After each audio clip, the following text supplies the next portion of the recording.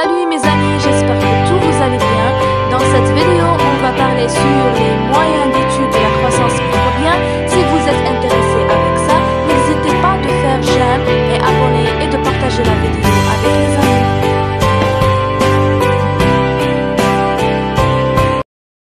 Qu'est-ce qu'on va voir dans cette vidéo?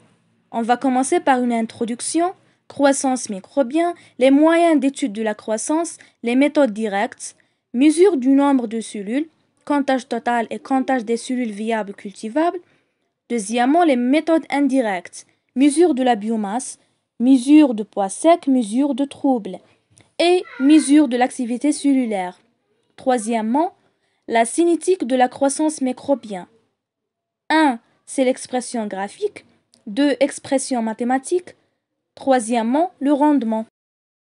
Introduction. La croissance est un phénomène de grand intérêt biologique, dont l'importance écologique et pratique est considérable.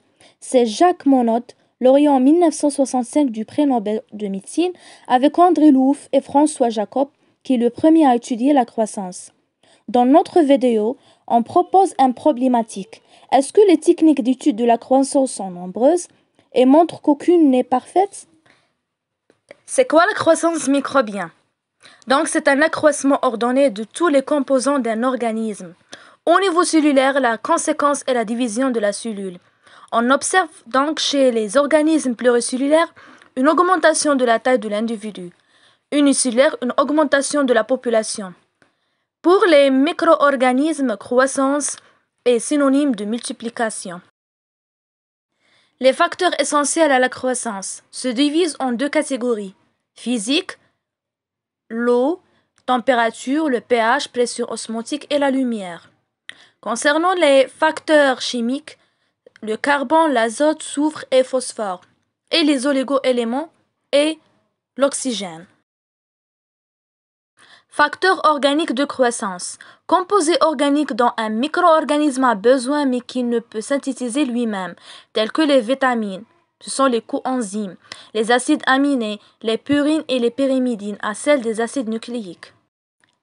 Les moyens d'étude de la croissance microbienne, on va commencer par les méthodes directes, par une mesure de nombre des cellules, qui se fait par un comptage total, et la lecture se fait par un microscope, cellules de numération et mathymétrie, telles que cellules de Thomas, cellules de Malassez, cellules de Petrov et Hauser. Contour de particules, soit fluidiques par des cellules en suspension, flux sur un fil à travers, optique, un volume illuminé ou L, diffuse la lumière et fluorescent, électronique, signaux collectés, filtrés et convertis en valeur numérique, soit stockés dans un ordinateur.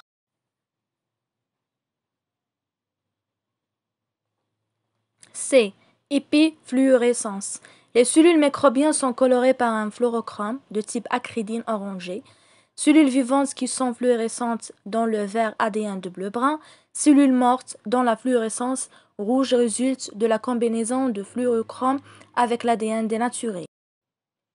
Comptage de cellules viables cultivables qui se fait par un dénombrement après culture. On doit réaliser des dilutions décimales jusqu'à 10 à la puissance moins 3. Après ça, on va réaliser un ensemencement sur des milieux de culture solides. Après ça, une incubation. Dernière étape, c'est le dénombrement. Deuxièmement, les méthodes indirectes. Mesure de la biomasse, mesure de poids sec. Les micro-organismes récoltés par centrifugation ou par filtration sur membrane.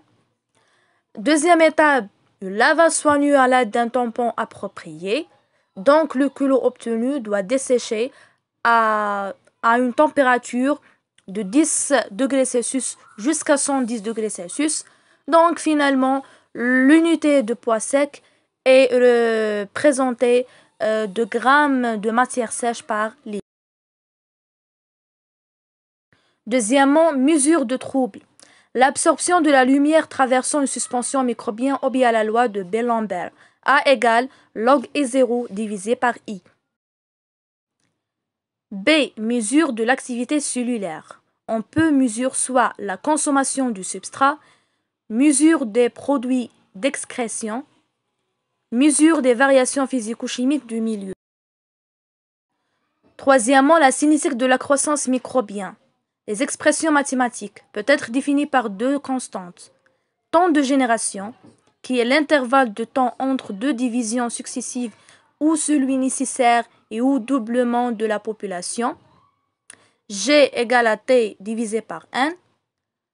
Et le taux de croissance, qui est le nombre de divisions par unité de temps. Mu égale à 1 divisé par G ou égale 1 divisé par T. Une population avec la formule suivante, N égale à 1,0 fois 2 à la puissance T divisé par G. 1 c'est le nombre des bactéries, 1,0 c'est le nombre de bactéries au départ, T c'est le temps de culture, G c'est le temps de génération. Concernant les expressions graphiques, courbe de croissance, divisée en différentes phases. Premièrement, la phase latence. Mu égale à 0. Deuxième phase, c'est l'accélération. Mu augmente, N augmente et G diminue. Troisièmement, phase exponentielle.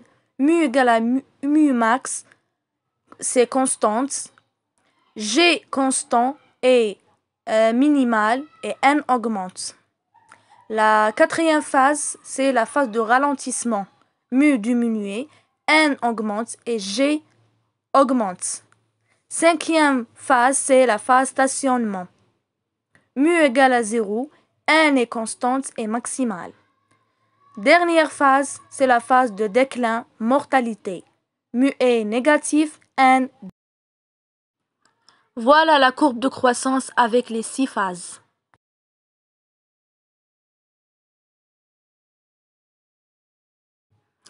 Troisièmement, le rendement, exprimé par R, égale la masse cellulaire formée divisée par la masse d'aliments consommés.